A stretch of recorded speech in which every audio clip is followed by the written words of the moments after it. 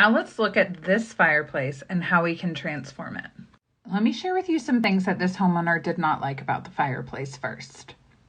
So first of all, it wasn't their own. This fireplace was designed by a builder who just wanted to put up a mantle, a hearth, paint the wall, and be done. So here we have something that takes it from builder grade to something more upgraded and more custom. We've removed all of the finishes from the existing fireplace, went ahead and transformed it with a nice white oak warmer wood, and then complemented that with a marble slab around the fireplace that's also continued onto the elevated hearth. So when we changed the fireplace, we quickly realized that the other finishes weren't really jiving with the rest of the space.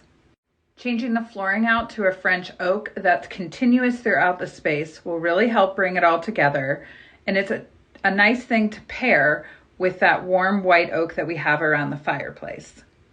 We put up some drapery around the windows that have a nice French pleat at the top, adds a little softness to the space, painted the room an overall really warm, light French gray color, got rid of that ceiling fan that the family wasn't really using, and accentuated it with this beautiful large-scale chandelier.